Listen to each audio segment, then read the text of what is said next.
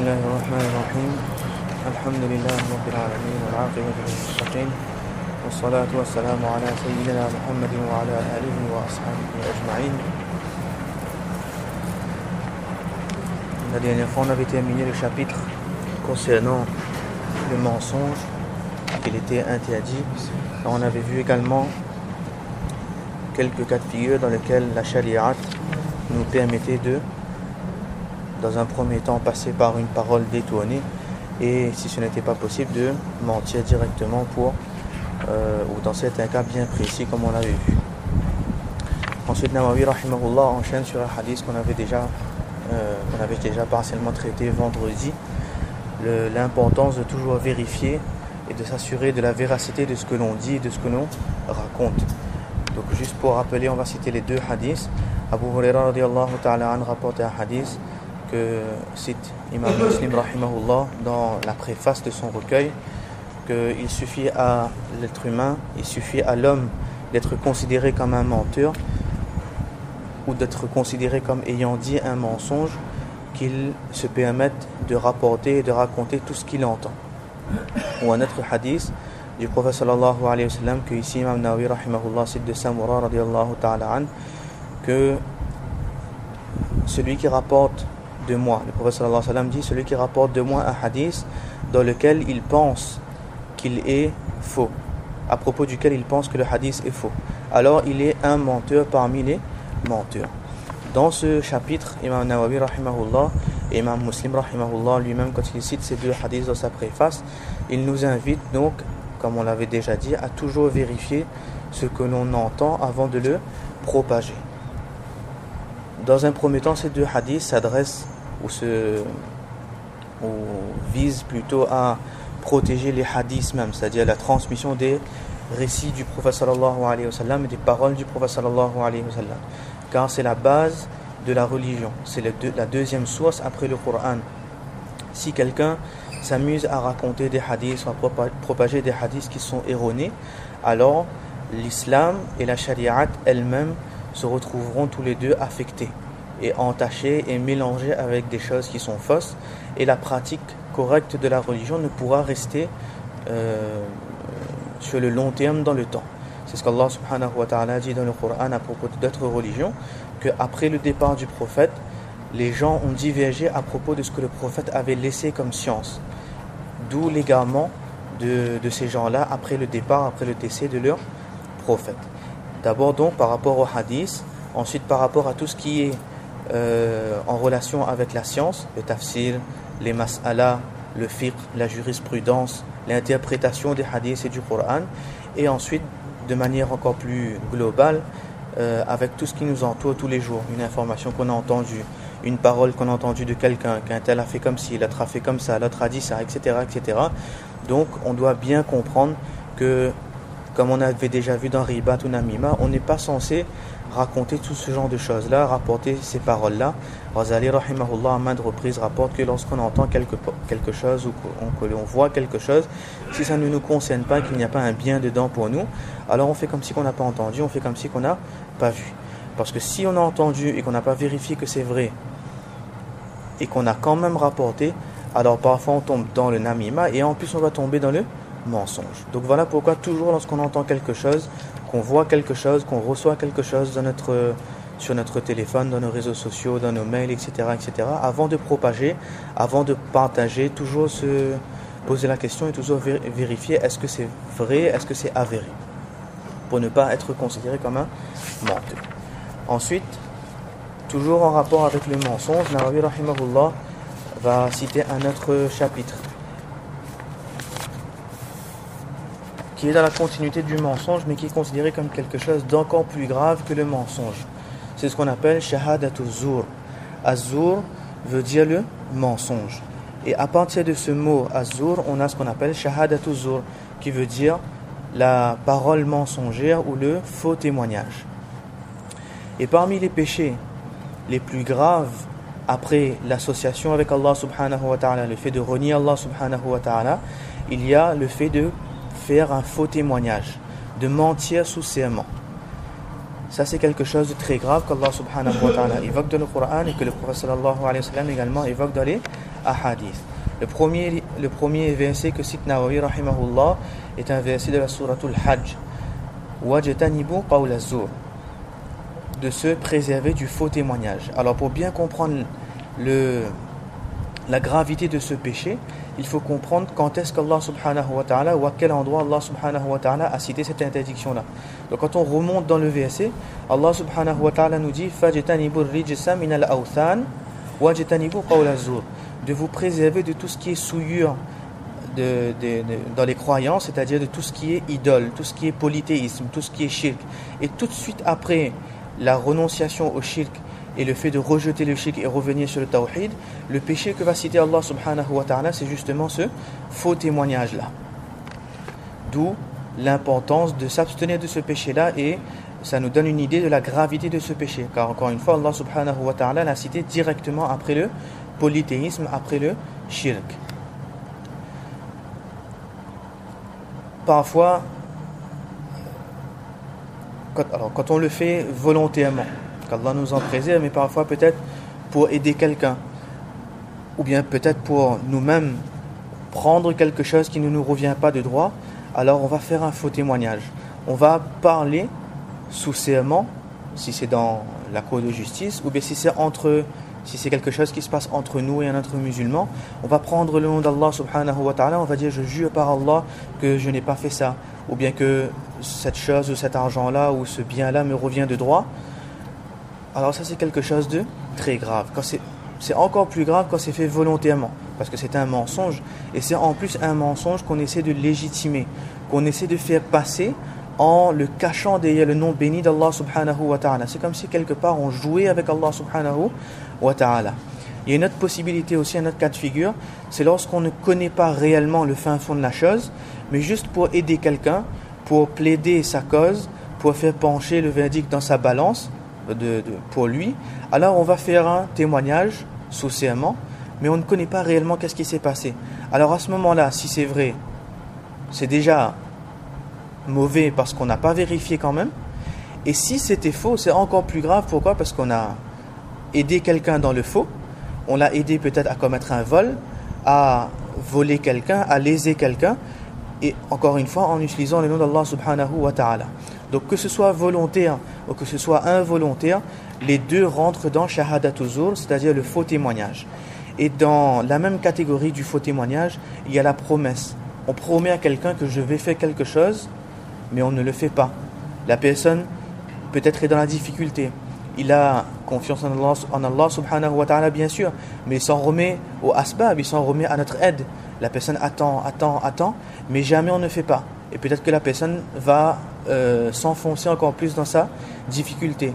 Ou peut-être parfois pour plaisanter, ou bien pour faire rire à quelqu'un, ou bien peut-être juste pour embêter quelqu'un. On va prendre le nom d'Allah et dire non, par Allah c'est faux, ou bien par Allah c'est vrai, ou bien je te promets qu'il s'est passé ça, alors qu'il ne s'est pas réellement passé de cette façon-là.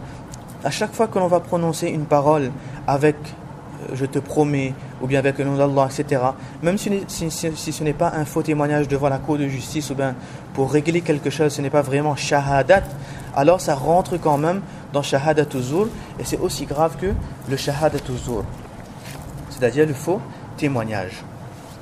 Et ce faux témoignage il est tellement grave que certains savants, comme dans le commentaire de ce verset-là devant nous, certains salafus salihin ont même dit que quelqu'un qui commet le faux témoignage en son âme et conscience, c'est-à-dire il en a la pleine connaissance, il sait que c'est faux, alors il se rend coupable de quelque chose, pas d'inférieur au shirk, mais d'équivalent au shirk. Voilà pourquoi certains d'entre eux disent que quelqu'un qui jure par le nom d'Allah subhanahu wa ta'ala en sachant qu'il est menteur, il perd son iman. Il se rapproche du kufr, et certains disent même qu'il perd complètement son iman parce qu'il a joué avec le nom d'Allah subhanahu wa ta'ala. Donc c'est quelque chose de très grave et quelque chose de très sensible. Ensuite, comme dans les précédents chapitres, Nawawi rahimahullah va citer encore une fois le verset de la sourate Qaf, Ma yalfidhu min qawlin illa ladayhi raqibun atid, que l'être humain ne prononce aucune parole sans que les anges qui sont là à l'observer écrivent cette parole qu'il vient de prononcer. Ensuite Allah subhanahu wa ta'ala dans un autre verset, nous invite à se délaisser de ce shahadatu zur. Et c'est un autre verset que Nawawi rahimahullah cite dans la sourate Al-Furqan. وَالَّذِينَ لَا يَشْهَدُونَ الزُّورَ. Dans ce verset ou dans ce groupe de versets, Allah subhanahu wa ta'ala parle des ibadur rahman, les pieux serviteurs d'Allah subhanahu wa ta'ala, ou plus précisément les serviteurs du clément, de Ar-Rahman. Et parmi ces qualités-là, Allah subhanahu wa ta'ala cite le fait qu'ils ne font pas de faux témoignages, ils ne prononcent pas de paroles mensongères.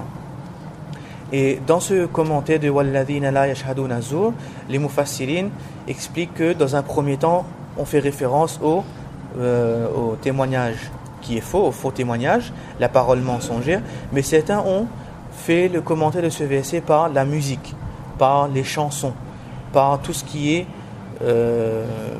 musique, chansons, etc.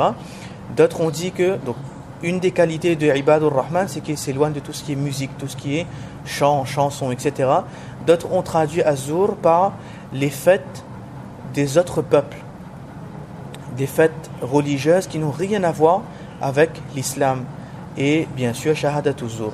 Donc le croyant, celui qui s'imprègne des qualités des Ibadur Rahman est celui qui s'éloigne dans un premier temps du Shahadatu Zur, du Kufr, et pour généraliser tout ce qui est futile, tout ce qui est autre qu'Allah subhanahu wa ta'ala et tout ce qui est autre que la sunna du prophète sallallahu alayhi wa sallam.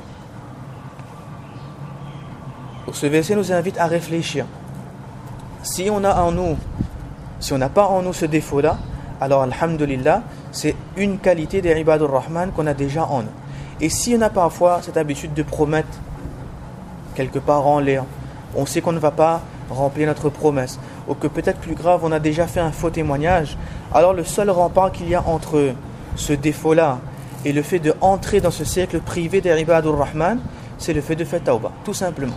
Allah subhanahu wa ta'ala, il est prêt à pardonner chacun de nos défauts, chacune de nos fautes, mais à condition qu'il faut lever les mains et demander pardon à Allah subhanahu wa ta'ala. Et la promesse qu'Allah subhanahu wa ta'ala réserve aux ibadur rahman, c'est quoi? À la fin de la page, à la fin de la sourate, Allah dit Ulaika yujzawna al-ghurfata bima sabaru. Allah subhanahu wa ta'ala les promet le paradis en récompense de tout ce qu'ils ont enduré. Et quand ils y entreront, ils auront la paix et on va les saluer. Ils vont entrer dans le paradis rempli de prestige et d'honneur avec la sérénité et le salam d'Allah subhanahu wa ta'ala. Allahumma ja'alna minhum.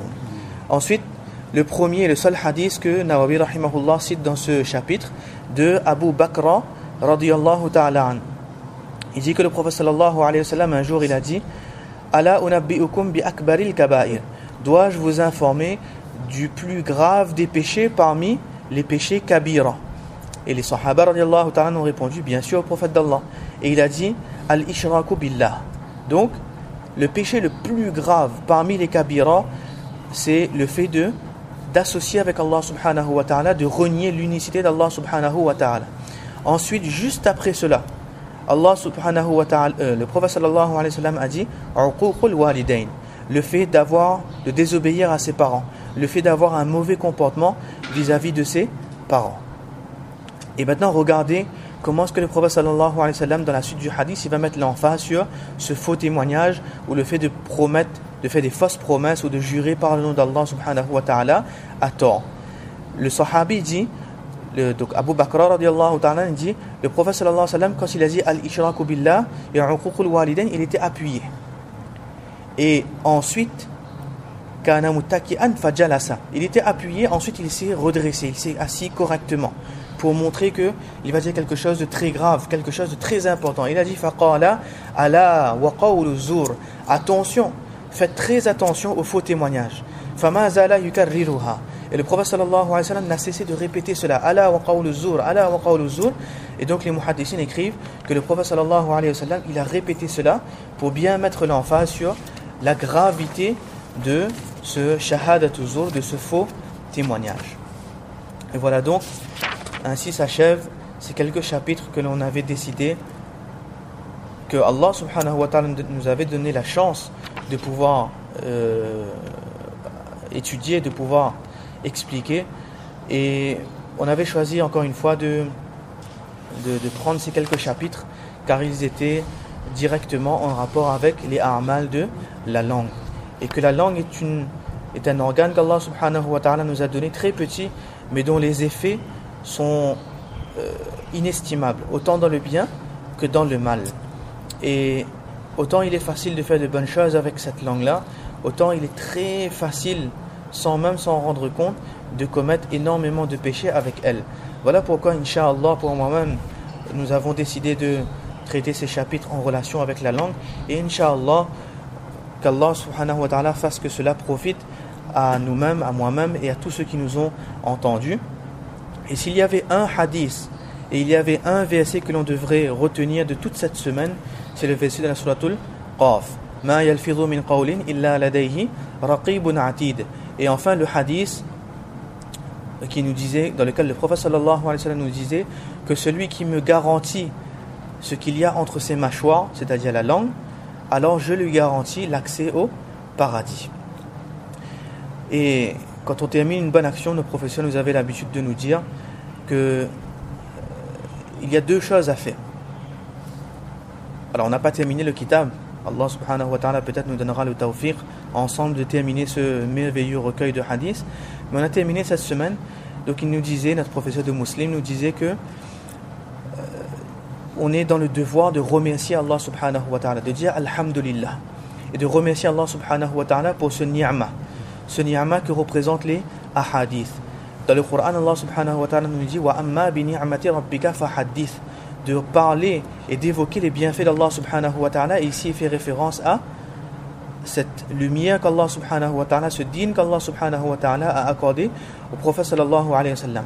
Un des chouyours qui avait l'habitude jusqu'à maintenant qui est professeur dans la masjid de Madina, Al-Munawwara, quand il fait le cours de Riyad al-Salihin, il a l'habitude de dire que les hadiths sont les plus grands bienfaits après le Coran que l'être humain puisse obtenir. Car c'est directement la parole du prophète sallallahu alayhi wa sallam. Tout ce qui est écrit là dans notre livre en rouge, on est sûr et certain que le prophète sallallahu alayhi wa sallam l'a prononcé lui-même avec sa bouche bénie, avec sa langue bénie. Et le plus grand bienfait là-dedans, c'est qu'aujourd'hui, plus de 14 siècles après son départ, on a ces paroles qui sont sauvegardées, transmises et commentées de manière correcte. Et les muhaddissines écrivent que c'est la spécificité de l'islam que d'avoir pu sauvegarder le Coran, les hadiths, les explications des hadiths, la biographie des gens qui rapportent les hadiths, les commentaires de ces hadiths avec autant de précision sur un laps de temps aussi grand, avec plus de 14 siècles déjà qui se sont écoulés depuis le décès du prophète sallallahu alayhi wa sallam. Il n'y a aucune religion qui a été capable de faire cela, c'est bien la spécificité de l'islam. Voilà pourquoi on dit que, voilà pourquoi ce cheikh-là de Madina al-Munawwara avait l'habitude de dire que les hadiths sont un des plus grands bienfaits que l'être humain peut obtenir après le iman et après le Coran. Et ces hadiths sont une façon de nous guider, une façon de comprendre le Coran, une façon de pratiquer et de s'imprégner du message de l'islam, et surtout une façon de se rapprocher de la sunna et automatiquement de se rapprocher d'Allah subhanahu wa ta'ala. Et comme on avait dit hier, l'apprentissage ne s'arrête pas au makatib, au madaris. On a tous fréquenté les masajid, on a tous fréquenté une madrasa quand on était plus jeune, mais la science est quelque chose qui s'apprend d'année en année jusqu'à ce que l'on prononce la shahada avant de rencontrer Allah subhanahu wa ta'ala. Il n'y a pas d'âge pour apprendre, il n'y a pas d'âge pour approfondir ses connaissances en hadith. Il y aura toujours quelque chose à apprendre dans le hadith, dans le Coran, toujours. Mais toujours savoir faire ce pas quand on entend qu'il y a un invité de l'extérieur qui vient, de l'Inde, de l'Angleterre, de l'Afrique, des pays arabes, ou de n'importe où. Quelqu'un qui a un message à nous transmettre, quelqu'un qui a une bonne parole à nous transmettre pour nous guider nous-mêmes vers Allah subhanahu wa ta'ala, il est de notre devoir de venir et de participer dans ces assemblées-là, car ces assemblées-là sont bénies, sont des lieux, ce sont des assemblées dans lesquelles se rassemblent les anges, et ce sont des assemblées qu'Allah subhanahu wa ta'ala vante lui-même auprès des anges qui sont auprès de lui, et des assemblées qui nous réservent donc la lumière du Coran, la lumière du Hadith et peut-être le pardon d'Allah subhanahu wa ta'ala. Et qui sait, peut-être que c'est ce petit déplacement qu'on a fait un jour quand on a entendu qu'un cheikh est venu à Saint-Pierre, voilà, de bout de l'île, à l'est, à l'ouest, et qu'on est venu pour écouter, peut-être que c'est ce petit déplacement-là qui va faire que le jour du Qiyamah, Allah subhanahu wa ta'ala va nous dire que ce petit sacrifice que tu as fait là, par cela je te pardonne et je te fais entrer au paradis. Allah subhanahu wa ta'ala, il est généreux. Allah subhanahu wa ta'ala, il est clément. Allah subhanahu wa ta'ala regarde juste le petit sacrifice que l'on va faire pour lui, pour venir vers lui. Allah subhanahu wa ta'ala, il est prêt à nous pardonner et nous donner le paradis quasiment gratuitement. Mais il faut faire presque semblant de vouloir ce paradis-là, et Allah subhanahu wa ta'ala, incha'Allah, il va nous le donner. Qu'Allah subhanahu wa ta'ala nous fasse comprendre ces quelques hadiths que l'on a lus, qui nous donnent le tawfiq à ceux qui nous ont entendus, ceux qui sont présents, ceux qui ne sont pas présents, de comprendre et de s'imprégner de ces hadiths. Qu'Allah donne également ce tawfiq-là à celui qui a parlé, et qu'Allah subhanahu wa ta'ala fasse que ces hadiths, le jour du Qiyamah, intercèdent pour nous, et que le prophète sallallahu alayhi wa sallam nous reconnaisse dans sa communauté par ces hadiths que l'on a voulu apprendre et propager, et qu'Allah subhanahu wa ta'ala nous pardonne nos erreurs, celui qui a parlé, ceux qui entendent et ceux qui propagent. Wa ma tawfiqi illa billah.